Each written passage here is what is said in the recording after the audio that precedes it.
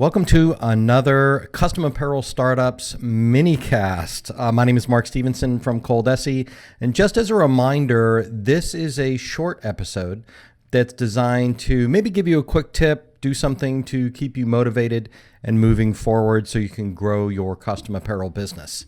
And today I want to talk a little bit about marketing on Facebook. And I'm not talking about advertising and paying for clicks. I'm not talking about working on your profile. I'm talking about the social side, the actual kind of real true marketing and sales side of working a business on Facebook. And the primary way that I do that and I like to see done is through using Facebook groups inside your niche market. If you don't know, then you should. A Facebook group is different than a Facebook page because it kind of encourages more conversations around a topic. Like the Custom Apparel Startups Facebook group is a terrific example of that. We've got, over 10,000 members that are all here for the same thing, which is to improve, start, or grow, make more money at a custom apparel business. Now, in your niche market, there may be some other things. For example, I set up a fake profile for a hiking t-shirt page. So I'm a member of a bunch of hiking Facebook groups. I help coach someone that runs a custom furniture school. So she's a part of a bunch of Facebook groups that are built kind of around custom furniture or interior design. So for you, if you are a custom t-shirt provider and you sell to schools, then you should be part of the schools Facebook group. If you sell golf wear, if you sell biker apparel, these are places, a Facebook group is a place where you can have access to a new audience. And I've found it very productive. So what I thought I'd do is go into the Custom Apparel Startups Facebook group and show you some good examples of people that are marketing inside of the group very subtly. Because one thing you have to keep in mind is that a Facebook group is really there for conversation. Unless it's specifically for networking, and there are a bunch of networking groups out there, which I think it might be a good idea for you to join too. Unless it's specifically for networking, what they don't want is they don't want you just to bust in and say, hey, I sell hiking t-shirts, or hey, I sell custom baseball caps. Does anybody want to buy one? Right? What they want is participation in the group. Now, I'll tell you, as an admin on Custom Apparel Startups, I delete posts a couple of times a day from people inside the group that are clearly just trying to sell something. So I want to give you a couple of examples of people that stand out. And if you're just listening, you'll have to bear with me. I'm going to scroll through our recent posts, and I'm just looking for one in particular. Now, the post that you'll normally see is what you normally see, which is, hey, somebody's talking about the real deal with digitizing artwork for embroidery. Someone's asking if anyone has access to a particular brand of shirt. Someone wants to know how they should price something. These are the kind of posts that are valuable in a group. What isn't valuable is if somebody breaks in and say, hey, I sell wholesale t-shirt transfers, buy one. Okay, so I'm looking for a post. Okay, here's a good example. Angie Scott Stone. She's got a couple of Spangle machines. And what she's done is she's posted a kind of animated picture, a GIF of one of her great designs.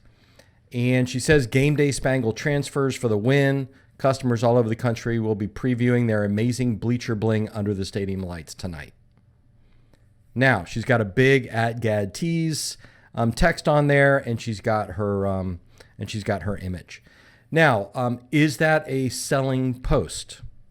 Not really. I mean, it's pretty clear to me that that's why the post is there, because she sells that kind of thing. And I know that Angie and other Spangle transfer sellers get a lot of business from the group, but she's not saying, hey, does anybody want to buy this transfer? She's going, look at this beautiful work.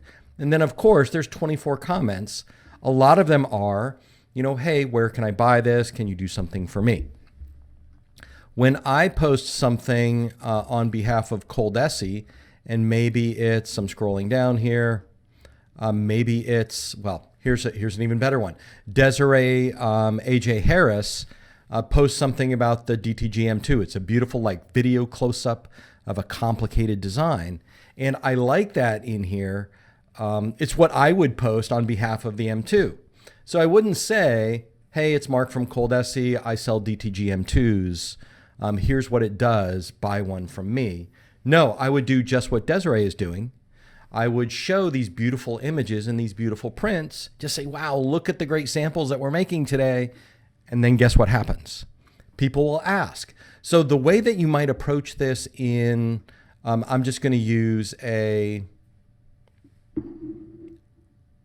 soccer group. Let's say that you sell specialty soccer apparel or, custom sports apparel. So you join the Tampa Bay soccer Facebook group. What you might do is you might, participate because you're a fan of the game. And then occasionally, if you're doing an order or if you're making a shirt that seems awesome, just take a picture of it and say, hey, loving soccer too, just finished this great shirt for a customer. And then just let things happen. If you go into that group and shoot a video of the game itself and the kids wearing your shirts, then maybe it's, hey, watching XYZ team play today, man, the shirts I made for them look great.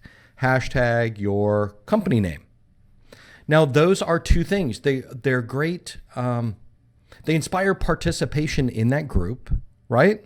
Because you're talking about a game, you're talking about the apparel, you're inspiring conversation. But they are also highlighting what you do. So it's very much a soft sell.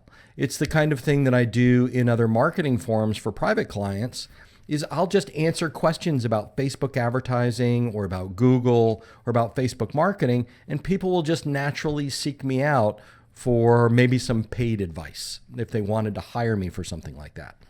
So the great thing is that you're all in different areas, you're in different cities or towns, you all have different kind of niches, and you can take advantage of that by participating in Facebook groups. Now, what I'm going to do is I'm going to show you on screen here how to search for a Facebook group. I should have done this in the beginning, but I want you to go up to the little search bar next to Facebook, the Facebook icon on the left, and just type in, I'm going to type in Tampa Soccer.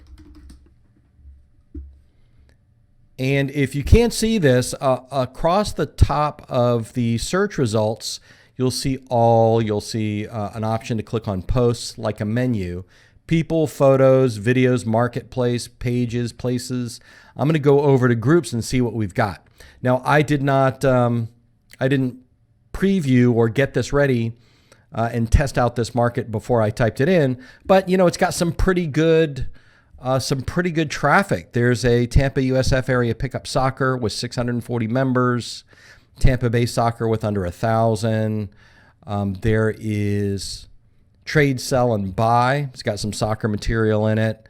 There's a lot of general soccer interest stuff. Tampa Bay Disc Sports Club, I don't know what that is, but I'm interested in now. They've got 2,500 members. So I want you to think about this, doing this Facebook marketing kind of thing, participating in groups as your next big thing, as your next kind of casual marketing activity. Make a list of the groups that you want to join them because you're interested in the topic itself, and then use these kind of soft sell posts showing what you do while you participate, and just kind of watch that interest roll in.